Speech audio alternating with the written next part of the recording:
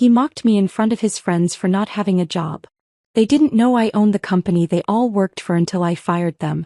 I stayed silent through another evening of their cruel jokes. Can't even land an entry-level position, my husband James laughed, clinking glasses with his colleagues. The irony was delicious. I'd hired the firm that headhunted each of them. Tomorrow that same firm would help me clean house. The crystal glass felt cool against my palm as I watched them from across our marble-floored living room. 5 men in tailored suits, all senior executives at Reynolds Technologies, all handpicked by me through layers of shell companies and discreet hiring firms. And James, my husband of 8 years, their VP of operations, leading the chorus of mockery. Remember when she tried interviewing at Reynolds? James continued, loosening his Hermes tie. God, I wish I could have seen that train wreck. Before we begin, I want to take a moment to thank each of you for being part of this incredible journey. If you're enjoying these stories of empowerment, consider subscribing. It's completely free and helps us build this amazing community. Let's dive in. If only he knew.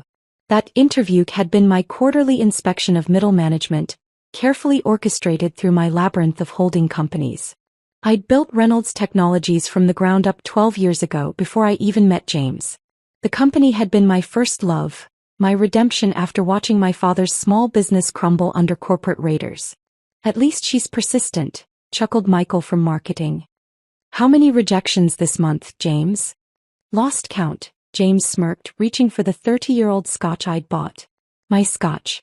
Everything in this house. The art on the walls, the imported furniture, even the fancy watch on his wrist. All paid for by the company he thought had rejected me. I took another sip of water, maintaining my practiced mask of quiet humiliation. The same mask I'd worn when I first met James at a charity gala. Back then I'd already learned the hard way that success attracted parasites. 3 failed relationships with men who saw me as their ticket to luxury had taught me caution. So when I met James, I decided to experiment. I presented myself as a struggling freelance consultant, driving a modest car and living in a small apartment. James had seemed different at first. Supportive even. You'll find your place, he'd said in those early days. Just keep trying. But as soon as we married and he moved into what he thought was our house, the mask began to slip. Success changed him, or rather revealed him. Hey honey, James called out now, his voice dripping with false sympathy. Maybe you should try the coffee shop down the street? I heard they're hiring baristas. More laughter. I forced a weak smile, playing my role perfectly. Inside, I was reviewing the documentation my private investigators had compiled over the past year. The unofficial meetings with competitors. The inflated expense reports. The small but steady leaks of company information that always seemed to benefit James's personal stock portfolio. I think I'll head upstairs, I said softly, playing the part of the defeated wife. Big day tomorrow, another interview. Don't wait up, sweetie, James called after me. We're celebrating Peterson's promotion. Might be a late one. Peterson, my latest plant in senior management. Tomorrow he would be the one documenting their alcohol-loose conversations, adding to the evidence we'd been gathering. In my private study, locked away from their drunken voices, I settled behind my desk. The hidden wall panel slid open silently, revealing my secure workspace. 3 monitors sprang to life, displaying Reynolds Technologies' real-time operations across the globe. A small empire, built through years of careful strategy and ironclad NDAs. My phone buzzed. A message from Sarah, my most trusted executive and one of the few who knew my true identity. Final documentation in place. Board members briefed. Tomorrow's meeting confirmed. I smiled, thinking of the carefully orchestrated revelation to come. The board had always known me as Alexandra Chin, the reclusive founder who communicated through encrypted video calls. Tomorrow they would meet their CEO in person for the first time, not as the mysterious figure behind the screen, but as James's unemployable wife. My fingers traced the edge of the termination papers on my desk. Not just for James but for every member of his little drinking club. Each document backed by months of evidence, reviewed by our legal team ironclad. The sound of breaking glass echoed from downstairs, followed by raucous laughter. Time was when such careless disrespect for my home would have angered me. Now it just added another piece to the documentation. Inappropriate use of company property for personal entertainment. I closed my eyes, letting the familiar hum of computers wash over me. Tomorrow would change everything. But tonight, I savored the calm before the storm, remembering my father's words. Success isn't about who has the biggest voice in the room, it's about who has the wisdom to wait, watch, and pick the perfect moment to act. The perfect moment had finally arrived. I heard James and his friends stumbling out to their waiting cars, their drivers, my employees, discreetly documenting their intoxicated state with dashboard cameras. More evidence for their files. I changed into my night clothes, the same modest pajamas I'd worn for years as part of my facade. One last night of pretense. Tomorrow I would wake up as James's underestimated wife. But by sunset I would be revealed as Alexandra Chin, CEO of Reynolds Technologies, and the architect of their downfall. Through the bedroom window I watched their cars disappear into the night. In 12 hours they would arrive at their offices, nursing hangovers, completely unaware that their world was about to implode. The thought brought a small smile to my face as I drifted off to sleep, dreaming of tomorrow's sweet revelation. Morning arrived with the precision of a well-orchestrated plan. I woke before James, watching him struggle with his hangover as he rushed to prepare for what he thought would be a normal day at the office. Little did he know I had arrived at Reynolds Technologies long before him. At 6:30 a.m., I entered through the service entrance, dressed in an intentionally unremarkable navy suit from a department store, a far cry from my usual designer wardrobe. Sarah met me in the basement security office, away from prying eyes. "Everything's in place," she murmured, handing me a visitor's badge. "The interview is scheduled for 9 a.m. with HR. James's team has their regular morning meeting at the same time. Peterson will keep them occupied." The visitor's badge felt strange against my blazer. Angela Martinez, interview candidate. For years I'd observed my company through cameras and reports. But today's performance needed a personal touch. A chance to witness firsthand how deep the rot had spread. I sat in the lobby, purposefully arriving an hour early, the eager candidate desperate to impress. The security guard barely glanced at me, too busy greeting the stream of executives arriving for their day of reckoning. I watched James stride through the lobby at 8:45, not even noticing me behind my prop reading material, the company's own annual report. "Ms. Martinez?" The HR representative, Thomas, appeared right on schedule. I recognized him from his hiring file, competent, but too eager to please the executive team. "Please follow me." The elevator ride to the HR floor was filled with the kind of small talk I'd engineered through our corporate culture initiatives. Great weather we're having, and traffic wasn't too bad this morning. All while employees nodded politely at the woman they assumed was just another hopeful candidate. Thomas led me through the open office layout I'd designed years ago. "We'll start with a brief skills assessment," he explained, followed by a panel interview with some of our team leaders. His tone carried that subtle condescension reserved for candidates they'd already decided not to hire. The skills assessment was almost insulting in its simplicity, basic coding problems I could have solved in my sleep. I deliberately made small mistakes, playing the role of the nervous applicant. Through the glass walls I could see James and his cohorts in their morning meeting, laughing about something. Probably another candidate they'd decided to toy with. "Well," Thomas said, reviewing my intentionally flawed work, "this is interesting." His pause spoke volumes. "Let's move on to the panel interview." The conference room he led me to overlooked the city. A view I usually enjoyed from my private office 20 floors above. 3 middle managers waited inside, all wearing the same expression of bored superiority. I recognized each face from their personnel files, knew their salaries, their performances, their secrets. "So, Ms. Martinez," began the first interviewer, not even bothering to introduce himself, "I see you've been between positions for some time." "Yes," I replied softly, adding a slight tremor to my voice. "It's been challenging in this market."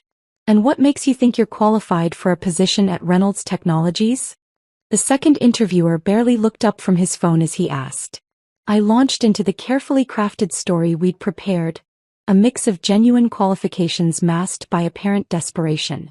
With each response I watched them grow more dismissive. They'd already decided my fate, just as they'd done to countless other qualified candidates who didn't fit their preconceptions. Through the glass walls I could see James passing by. He did a double take, then smirked, pulling out his phone. Moments later the interviewers' phones buzzed simultaneously. I didn't need to see their screens to know he was messaging them about his wife's latest embarrassing attempt at employment. The rest of the interview was a masterclass in corporate cruelty. Subtle jabs, exchanged glances, barely concealed yawns. I documented every microaggression, every breach of our HR policies, while maintaining my facade of nervous optimism. "Thank you for your time," Thomas said finally, his tone making it clear there would be no second interview. "We'll be in touch." As I walked toward the elevator, I heard James's voice around the corner. "No way, that was your wife? Man, she really is desperate. Did you see her suit? Probably from Target." I kept walking, letting their laughter fuel what was to come. In my purse, my real phone buzzed with messages from Sarah. Board members arriving early. Legal team standing by. Security ready to escort. The final piece of my charade was about to begin. I ducked into a restroom, entering the last stall where Sarah had hidden a garment bag earlier that morning. Inside was my real armor, a meticulously tailored Chanel suit, Louboutin heels, and the CEO's security badge I'd never worn in public. As I transformed from Angela Martinez, failed job candidate, to Alexandra Chen, CEO of Reynolds Technologies, their mocking laughter still echoed in my mind. In 30 minutes I would walk into the boardroom not as a supplicant, but as their ultimate superior. I checked my reflection one last time, adjusting the pearl necklace that had been my mother's. "Success is silent," she used to say, "until the perfect moment to roar." That moment was finally here. I stepped out of the restroom as Alexandra Chen for the first time in my own building, watching employees' eyes widen as they struggled to reconcile the confident executive before them with the nervous interviewee from moments ago. Let them stare. The real show was about to begin. The click of my Louboutins against the marble floor announced each step toward the executive floor. Employees scrambled to clear my path, their confusion palpable as they tried to place my familiar yet transformed face. The whispers started immediately, word of the mysterious CEO's presence spreading like wildfire through the building's messaging systems. I took the private elevator, the one James had always wondered about, installed for the Phantom CEO's exclusive use. As I ascended, Sarah's text confirmed everything was in place. Board members seated. James and team still in their morning briefing. Security standing by. The elevator opened directly into the boardroom's antechamber. Through the frosted glass, I could see the silhouettes of our board members, all aware of what was about to unfold. But first I had a different meeting to attend. I turned left, heading toward the executive conference room where James and his inner circle were celebrating their latest victories. Standing in the shadows of the hallway, I could hear their voices clearly through the door left carelessly ajar. "You should have seen her face during the interview," James was saying, his voice carrying that smug tone I'd grown to despise. "My own wife thinking she could actually land a position here. I mean, what's next? Trying to become CEO?" Raucous laughter followed. "Classic case of delusions of grandeur," Michael from marketing added. "Remember when she tried giving us advice about the Thompson account at your birthday party?" "Oh God, that was priceless," another voice chimed in. "Telling us how we should restructure our client approach. Like she has any idea how this business works." The irony was exquisite. The Thompson account had been my strategy, carefully fed through intermediaries. It had saved the company millions and earned us 3 additional major clients. Should we tell her she failed the interview or let HR do the dirty work? James asked, triggering another round of laughter. It was time. I stepped into the doorway, my presence casting a shadow across their morning coffees. The laughter died instantly. "Actually," I said, my voice carrying the authority of 12 years of leadership, "I think I'll deliver that news myself." The shock on their faces was everything I'd imagined and more. James's coffee cup stopped halfway to his mouth, his face draining of color as he struggled to reconcile his wife's appearance with the aura of absolute authority I now projected. What are you doing here?" he stammered. "And dressed like the CEO of Reynolds Technologies?" I finished for him, stepping fully into the room. "Exactly like that, as a matter of fact." Michael started to laugh, then stopped abruptly when no one joined him. Peterson, my planted executive, was already gathering his things, a knowing smirk playing at the corners of his mouth. "This is a restricted floor," James tried, attempting to regain some control. "Security will be here any minute." "They're already here," I replied calmly as two security officers appeared behind me. Though not for the reason you think. I pulled out my phone, sending a single text. Immediately, every screen in the conference room lit up with a single document. The company's original incorporation papers, bearing my signature and photo. Alexandra Chin, I announced, watching their faces contort as the realization hit them. Founder and CEO of Reynolds Technologies. Or as you know me, James's unemployable wife. The silence was deafening. James's face had progressed from white to green, his eyes darting between my face and the documents displaying his wife of 8 years as the owner of everything he'd bragged about building. "This is impossible," he whispered. "You're just what, James? Just your wife? Just someone who couldn't even land an entry-level position?" I moved to the head of the table, my table, and sat down. "Tell me, how does it feel to realize you've been mocking your own boss for years?" Michael stood up suddenly, his chair screeching against the floor. "I should go." "Sit down," I commanded, my voice cutting through his panic. "None of you are going anywhere just yet." I pressed another button on my phone. The screens changed to display a compilation, security footage, email exchanges, recorded conversations. Every joke, every mockery, every moment of cruelty played out in high definition. "An interesting management style you've developed," I observed, watching them squirm. "Creating a culture of bullying, discrimination, and harassment. Did you really think I wouldn't notice? That I wouldn't care how you treated people you thought were beneath you?" "Alex, honey," James tried, his voice taking on the placating tone he used when trying to talk his way out of trouble. "We can explain." "Oh, I think you've explained enough," I cut him off. "In fact, you've been explaining for years. Every dinner party, every social gathering, every company event. You've made your character crystal clear." I stood up, smoothing my skirt. "The board is waiting next door to formalize what you've already accomplished yourselves, your immediate termination for cause. All of you." I looked each man in the eye, saving James for last. "Though I suppose I should thank you. You've made this decision remarkably easy." "You can't do this," James protested weakly. "I'm your husband." "Actually," I smiled, removing my wedding ring and placing it on the table, "as of this morning I'm just your C. And you're fired." The security officers stepped forward as I turned to leave. Behind me I could hear the beginnings of protests, of threats, of desperate bargaining. But I was already walking away, heading toward the boardroom where the real work of cleaning house would begin. After all, I had a company to run. The board meeting was swift and decisive. 12 pairs of eyes watched as I signed the official termination documents, their expressions a mixture of admiration and shock at finally meeting their elusive CEO in person. But the real work was just beginning. As security escorted James and his cohorts from the building, I retreated to my private office. The mysterious top-floor suite that had spawned so many rumors over the years. Sarah followed, tablet in hand, ready to execute the next phase of our plan. "Their access has been revoked," she reported, swiping through security protocols. "IT is freezing their accounts and backing up all data.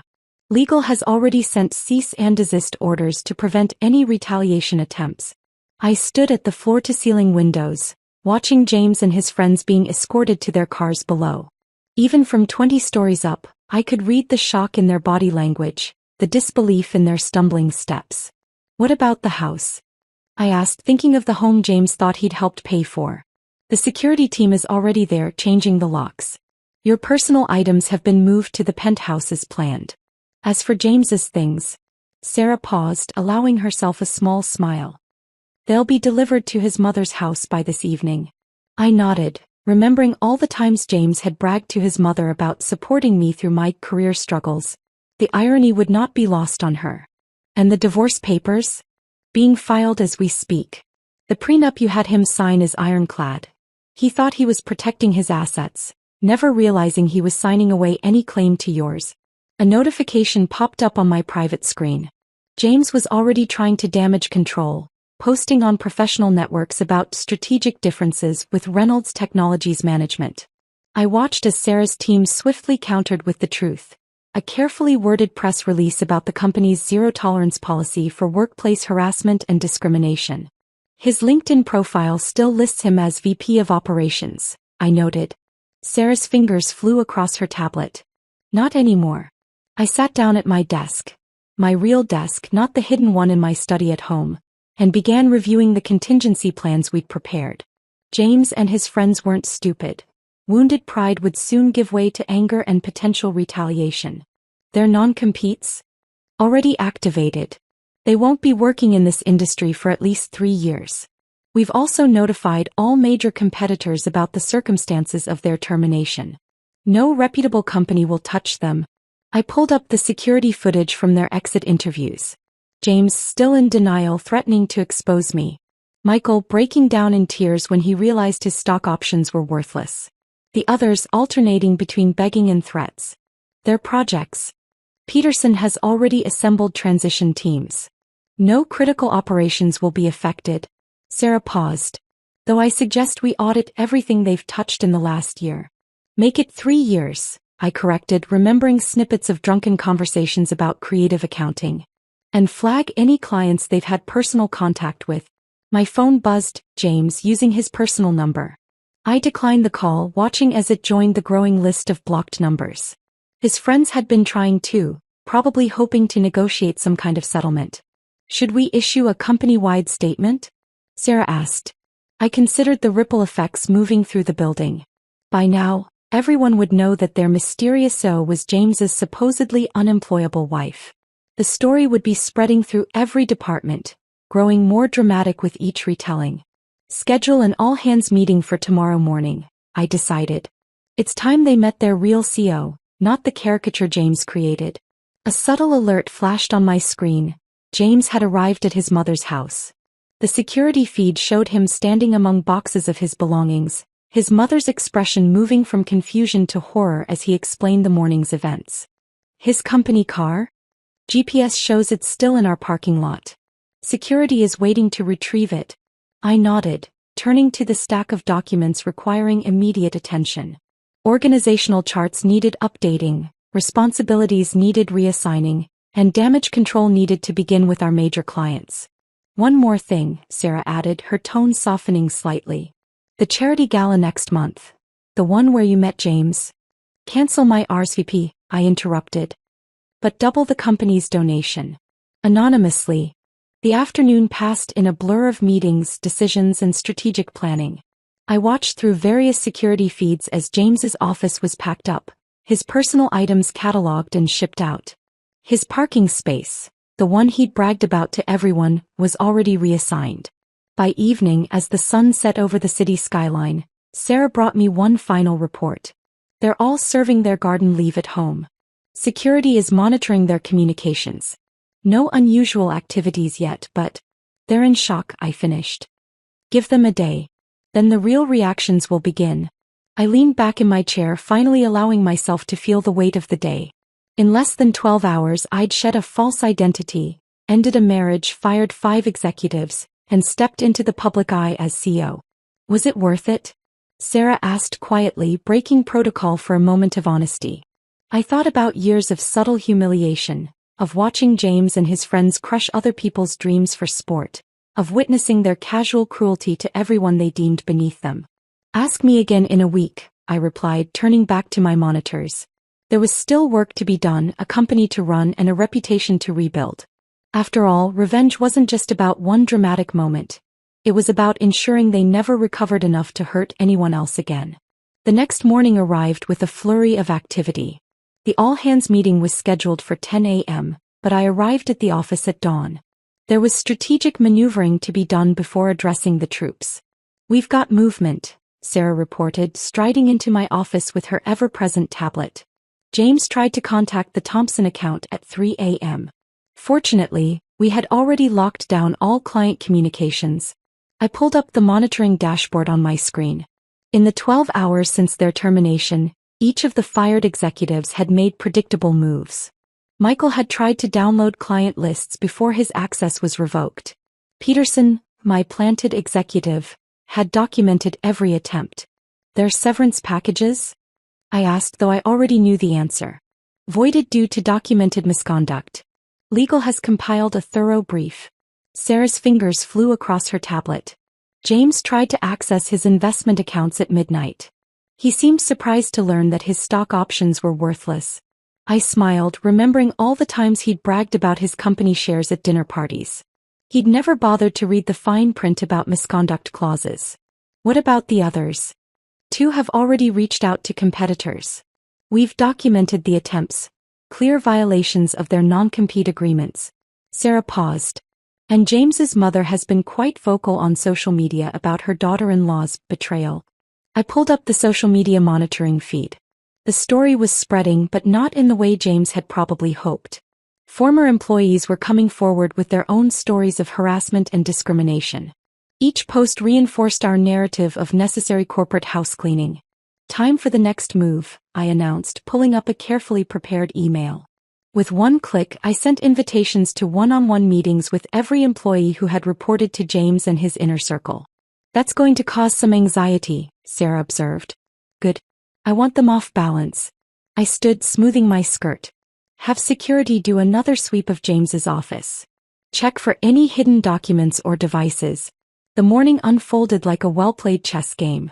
While James and his friends were presumably nursing their wounds and plotting revenge, we were systematically dismantling their corporate legacy. At 9:45, I stood before the mirror in my private bathroom, making final adjustments to my appearance. The woman staring back bore little resemblance to the meek wife James had mocked for years. Today's armor was a steel gray Armani suit, accessorized with quiet but unmistakable power. The auditorium is full, Sarah reported. Everyone's waiting. I nodded, gathering my thoughts. Start the recording.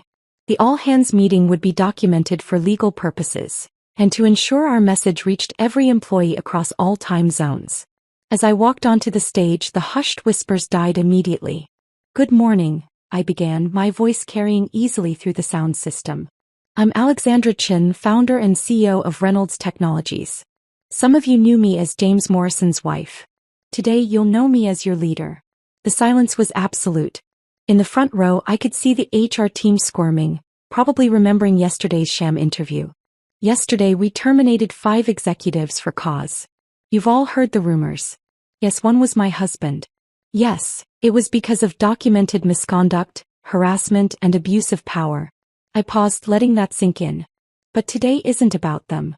It's about us. About the company we're going to be moving forward. For the next hour, I outlined my vision for Reynolds Technologies.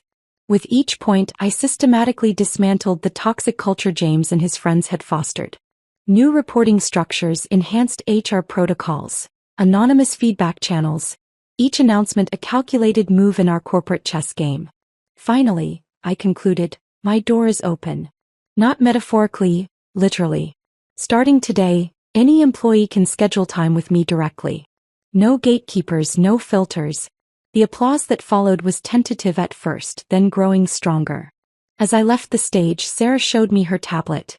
The company's internal messaging system was exploding with positive responses. Back in my office, the next phase began. One by one, I met with James's former direct reports. Each conversation was a delicate balance of reassurance and assessment, identifying potential allies and threats. James called again, Sarah reported between meetings. This time from a burner phone. He's demanding a private meeting. Document it with legal, I replied, reviewing the notes from my last meeting. And check his mother's social media. She usually telegraphs his next move. By late afternoon, the corporate chessboard had shifted dramatically. 3 of James's most loyal managers had resigned rather than adapt to the new regime. 2 others had provided valuable information about past misconduct in exchange for amnesty. The Thompson account called, Sarah announced. They want to meet the real CEO. I smiled, remembering James's mockery of my suggestions about their account. Schedule it for tomorrow. And send them the presentation I've been working on. The one James rejected last month. A notification popped up on my screen. James had been spotted at a bar with Michael and 2 other former executives. Our surveillance team was monitoring their conversation. They're plotting something, Sarah observed. Of course they are, I replied, pulling up contingency plans we'd prepared months ago. Let them plot. Every move they make just gives us more ammunition. I turned to the window, watching the sunset paint the city skyline. Somewhere out there, 5 angry men were discovering just how thoroughly they'd been outmaneuvered. But their game had ended yesterday. Mine was just beginning. Tomorrow, I told Sarah, we start phase 2. Let's see how they handle being the ones looking for jobs. After all, in chess, the queen is the most powerful piece on the board. And I had been playing this game long before they even knew they were pieces. Dawn found me reviewing surveillance footage from the bar where James and his cohorts had gathered. Their angry conversations, fueled by expensive scotch, had provided exactly the evidence we needed to strengthen our legal position. They're planning to sue, Sarah announced, entering my office with 2 coffee cups. James contacted 3 law firms this morning. I accepted the coffee, hiding my smile. Show me. She pulled up the morning's surveillance report. James had indeed been busy, but each firm he'd contacted was already subtly connected to Reynolds Technologies through various shell companies. Any attempts to retain them would hit an immediate conflict of interest wall.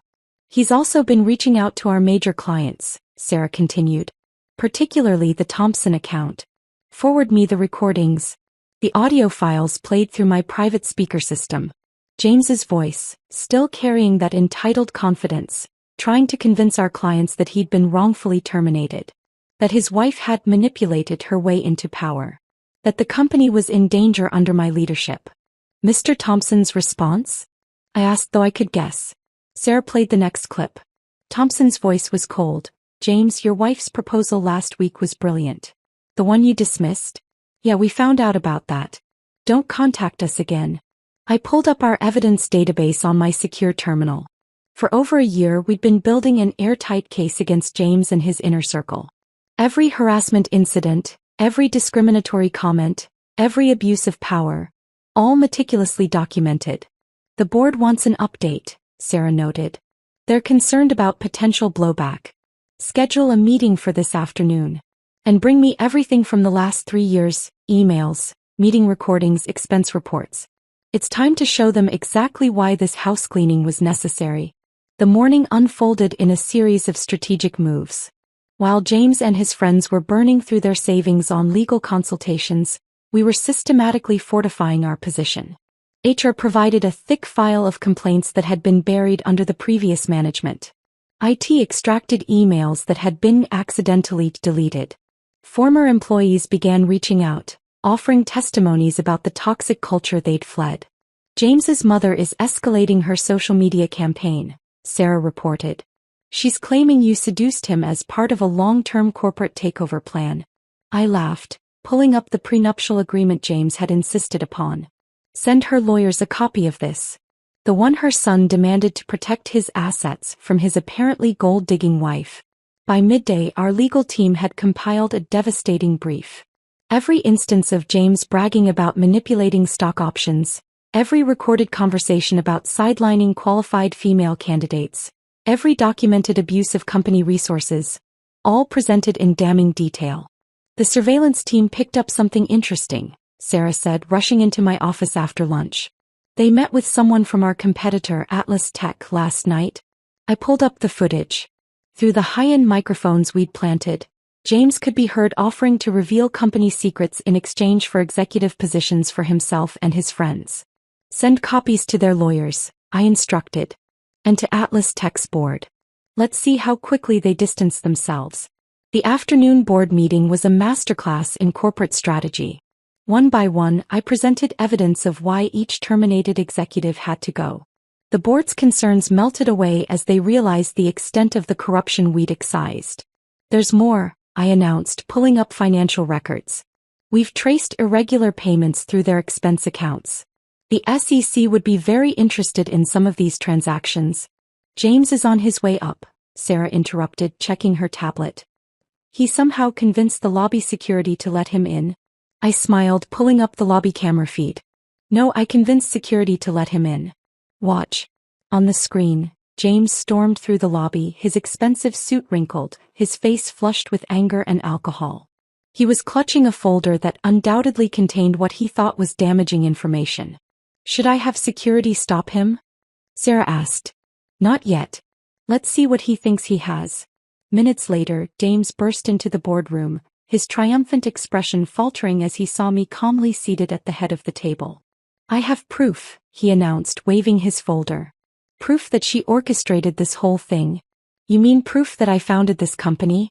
Built it from nothing? Ran it successfully while you took credit for my strategies. I stood slowly. Or proof that I documented your misconduct for years while you mocked my supposed unemployment? The board members watched silently as James's confidence crumbled. You trapped me, he stammered. No, James. You trapped yourself. Every time you belittled a candidate, every time you pushed aside a qualified woman, every time you laughed about your unemployed wife. You built this case against yourself. I nodded to Sarah, who pulled up our complete evidence file on the room's screens. James watched in horror as years of his misconduct played out in high definition. Your choices, I continued calmly, are simple. Leave now, respect the non-compete agreement and keep whatever dignity you have left. Or fight, and watch as every detail of your behavior becomes public record. You can't. He began. Security, I interrupted, pressing a button on my desk. Please escort Mr. Morrison out. And this time revoke his lobby access. As security led him away, I turned back to the board. Now about those irregular financial transactions. The rest of the afternoon was spent strengthening our legal position. Every piece of evidence was catalogued, every testimony recorded, every document notarized. By evening, we had built a case so solid that no law firm would touch James's claims with a 10-foot pole. They're meeting again tonight, Sarah reported as darkness fell. Same bar. Good, I replied, reviewing the latest surveillance request. Let's hear what other evidence they're willing to give us. After all, the best case is built by letting your opponents think they're winning. Right until the moment they lose everything. The bar surveillance proved more valuable than we could have hoped. Drunk on expensive whiskey and wounded pride, James and his friends spent hours inadvertently confessing to years of corporate malfeasance. Play that section again, I instructed Sarah the next morning, leaning forward in my chair. Through our high-quality surveillance feed, James's slurred voice filled my office. Remember that merger last year? The one that made us look like geniuses? Well, let me tell you how we really pulled that off. What followed was a detailed confession of insider trading, complete with names, dates, and dollar amounts. Send this to legal, I ordered. And notify the SEC anonymously. It's time to create our perfect storm. Sarah's fingers flew across her tablet. James has already started selling his personal stocks. The others are following suit. Perfect. I pulled up our contingency plans. Activate Protocol Thunder. Protocol Thunder was the culmination of months of planning. A carefully orchestrated series of events designed to trap James and his cohorts in their own web of deceit. The first phase began immediately. Leak the merger investigation to the financial press, I instructed. But make it seem like it came from a concerned former employee. Within hours, the story hit the business news networks. Reynolds Technologies' stock took a small hit, exactly as planned. James and his friends, already paranoid and watching their investments, would see it as an opportunity to save themselves. They're panicking, Sarah reported, monitoring their phone calls. All 5 of them are calling their brokers simultaneously. I watched the trading monitors as they frantically sold their shares, trying to get ahead of what they thought was coming. With each sale, they dug themselves deeper into legal jeopardy. Now, I said, nodding to Sarah. Release Phase 2. The press release went out company-wide and to all major news outlets. Reynolds Technologies was announcing a major restructuring and expansion. Our stock price shot up within minutes, but James and his friends had already sold at a loss. A clear case of attempted market manipulation based on insider knowledge. Mr. Thompson from the Antitrust Commission is on line 1, Sarah announced. I took the call on speaker. Alexandra Chin. Miss Chin, we've received some very interesting information about last year's merger. Yes, we've been conducting an internal investigation, I replied smoothly. I'd be happy to share our findings, including some rather illuminating surveillance footage from a bar last night. The pieces were falling into place. By midday, the SEC had opened a formal investigation into James and his friends' trading activities. The Antitrust Commission was reviewing the merger. And our stock price was soaring as the market responded to our expansion announcement. James is trying to leave the country, Sarah reported, checking her surveillance feeds. His passport was mysteriously flagged at the airport. I allowed myself a small smile. How unfortunate. And the others? Michael is having a breakdown in his broker's office. 2 more are meeting with criminal defense lawyers. The last one is attempting to delete his email history. Not realizing we already have everything. The afternoon brought more developments. Our anonymous tips had sparked investigations at 3 other companies where James and his friends had previously worked. Former colleagues, sensing blood in the water, began coming forward with their own stories of misconduct. Their lawyers are requesting a meeting, Sarah announced. They're offering to settle. Decline, I replied, watching the latest news coverage. Let them sweat. By evening, the perfect storm was in full swing. The SEC investigation had expanded to include their personal trading accounts. The Antitrust Commission had frozen their assets pending review. And 3 separate class action lawsuits had been filed by former employees alleging systematic discrimination. James's mother has gone quiet on social media, Sarah noted with satisfaction. She probably saw the insider trading allegations, I replied. Even she can't spin that positively. A notification popped up on my screen. James was attempting to access his frozen accounts, growing increasingly desperate as each transaction was declined. Should we release the bar footage to the media? Sarah asked. Not yet. I stood walking to the window. Let's see how they handle tomorrow first. Tomorrow would bring the final phase of Protocol Thunder. While James and his friends were distracted by investigations and frozen assets, we had been quietly buying up their dumped shares through shell companies. When the market opened, Reynolds Technologies would announce a major government contract. One we'd been secretly negotiating for months. Their wives are calling divorce lawyers, Sarah reported, checking her tablet one last time for the day. Apparently, they're not happy about potentially losing everything due to their husband's fraud. I thought about the prenup James had insisted upon, thinking he was protecting himself from a gold-digging wife. How ironic that it would now protect my assets from his legal troubles. Send them all meeting invitations for tomorrow morning, I instructed. 9 a.m. sharp. They won't come, Sarah predicted. Oh, they will. I turned from the window, my reflection hard and clear in the darkening glass. Because right now, I'm their only hope of survival. As night fell over the city, I reviewed tomorrow's script one final time. In less than 12 hours, James and his friends would sit in my office, broken and desperate as I presented them with their options. The choice between total destruction and merely complete humiliation. Their security badges are ready, Sarah said, placing 5 visitor passes on my desk. I picked one up, running my thumb over James's photo. Tomorrow then. After all, the perfect storm wasn't just about destruction. It was about forcing your enemies to acknowledge the lightning before the thunder struck. 9 a.m. arrived with the precision of a well-orchestrated symphony. One by one, James and his former colleagues shuffled into my office, shadows of their former arrogant selves. Their expensive suits were wrinkled, their faces haggard from sleepless nights and mounting pressure. Gentlemen, I greeted them, seated behind my desk. I believe you've all had an interesting week. James couldn't meet my eyes. Michael was visibly trembling. The others stared at their visitor badges as if they couldn't quite believe how far they'd fallen. The board is waiting, I announced, standing. Shall we? They followed me like condemned men to the executive boardroom. Through the glass walls, they could see the full board of directors seated around the massive table, along with our legal team and several SEC representatives. Before we begin, I said, pausing at the door, I want you to understand something. What happens in the next hour will determine not just your professional futures, but your personal freedom. The boardroom fell silent as we entered.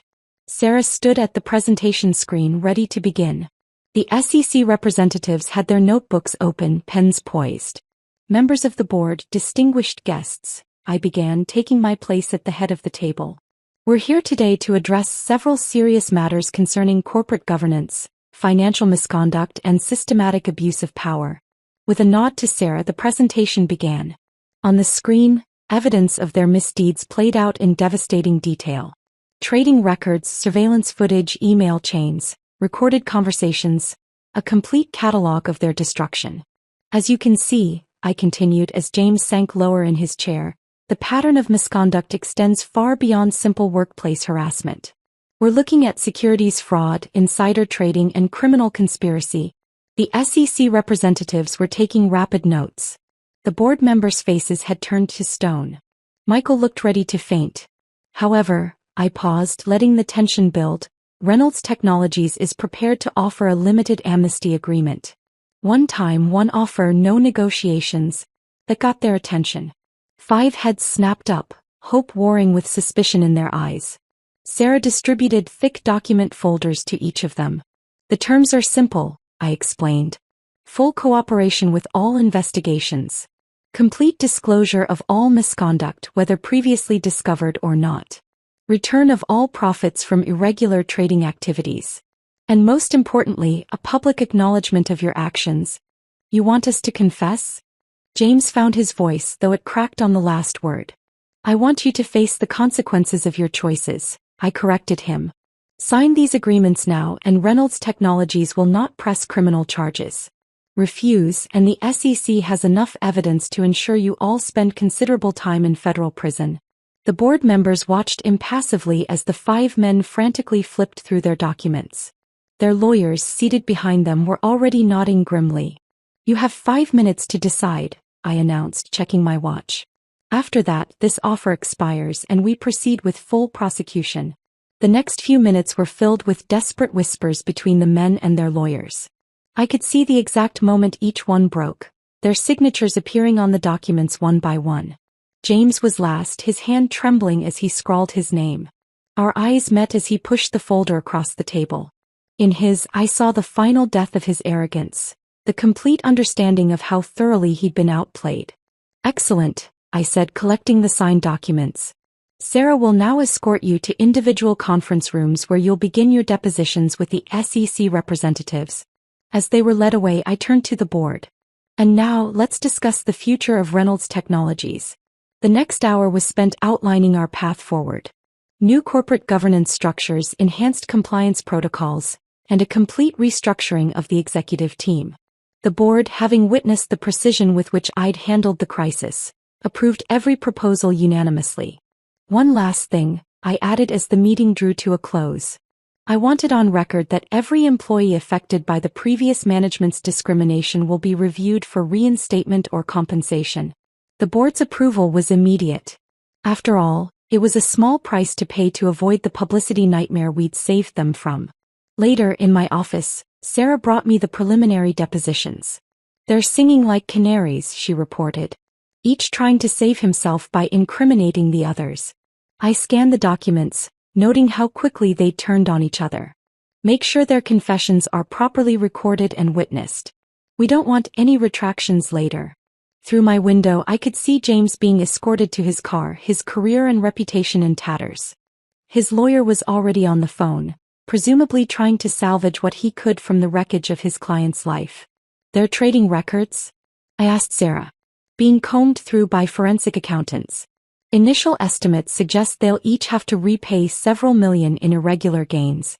I nodded, turning back to my desk.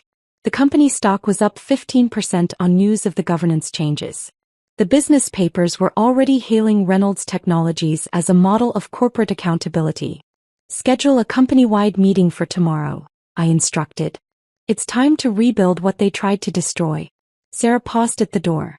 Was it worth it? I thought about years of watching them crush dreams, bully subordinates and mock anyone they deemed inferior. About all the careers they'd derailed and lives they'd impacted. Ask the people who'll get their jobs back, I replied. Ask the women who won't have to face harassment. Ask everyone who believed they'd never face justice.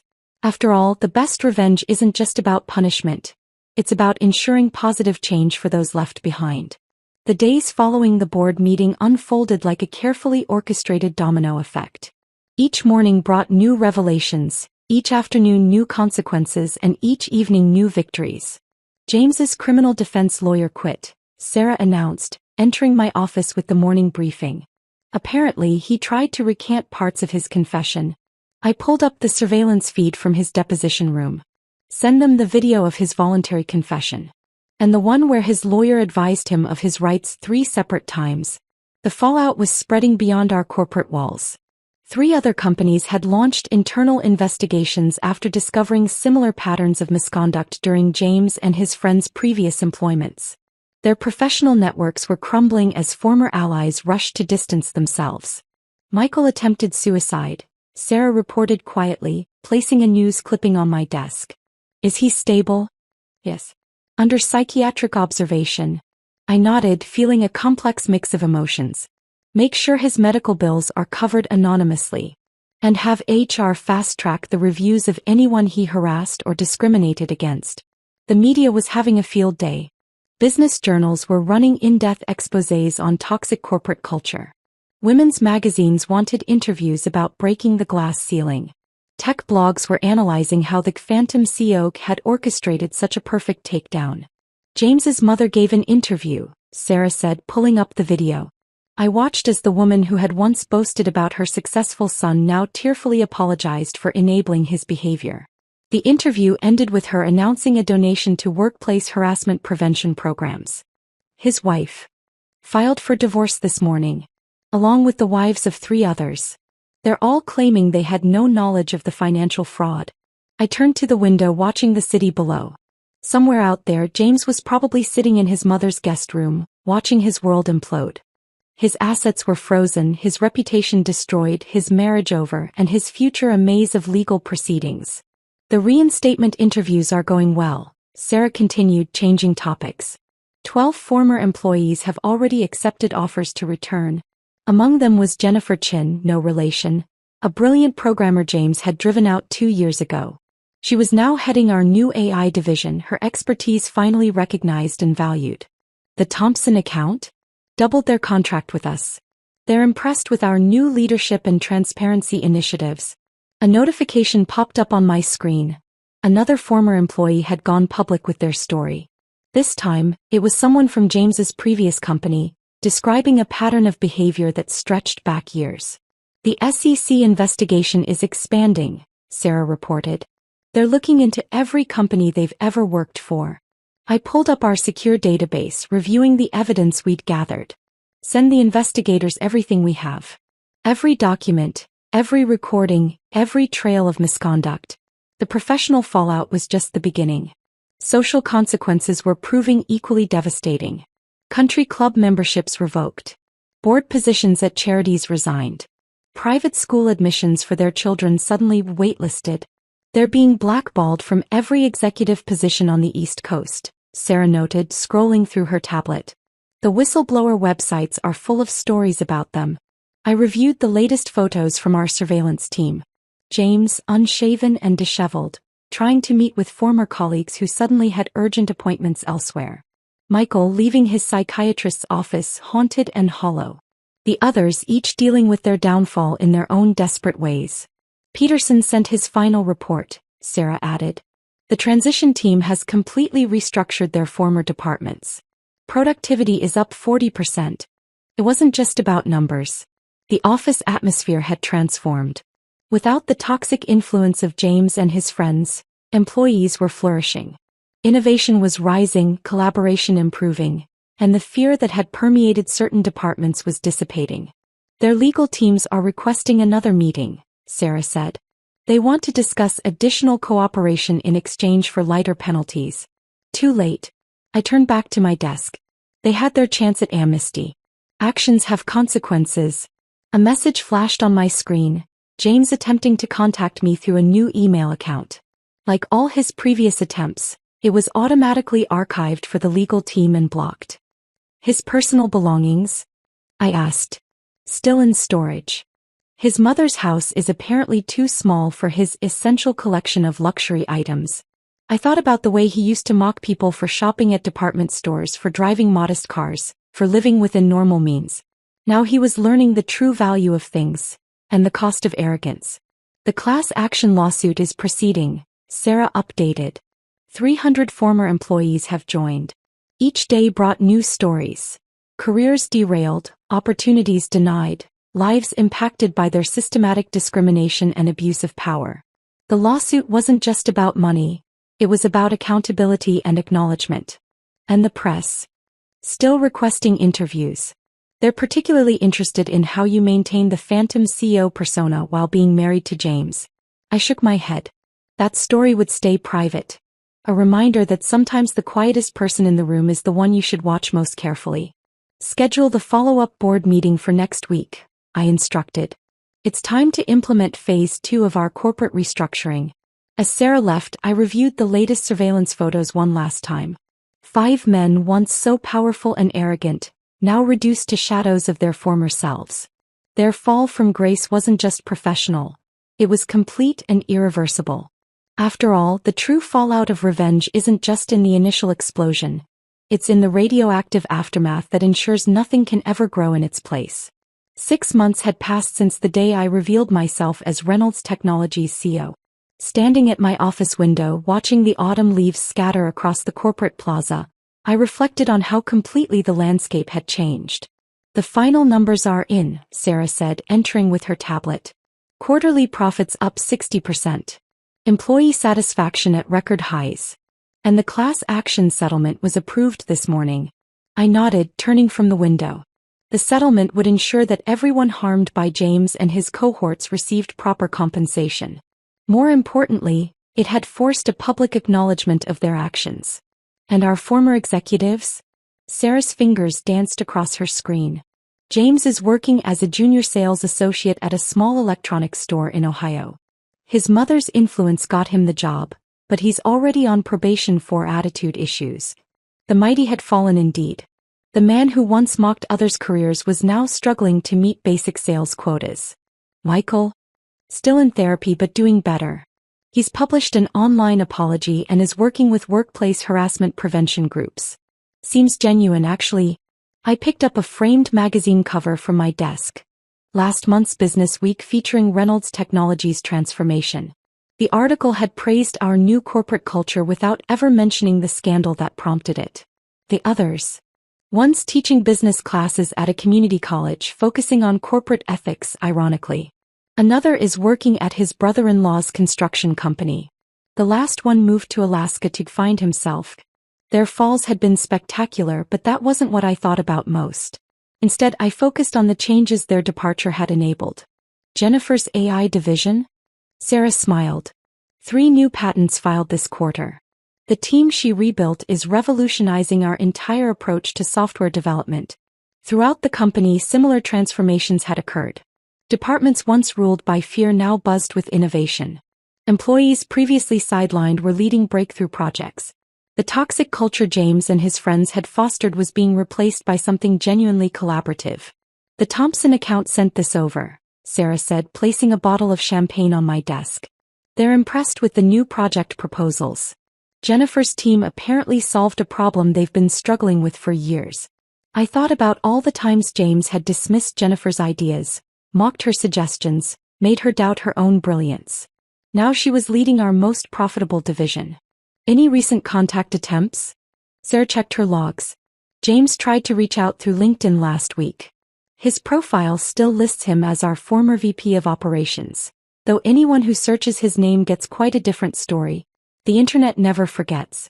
Every article about workplace harassment, every exposé on corporate fraud, every cautionary tale about abuse of power. Their names appeared in all of them.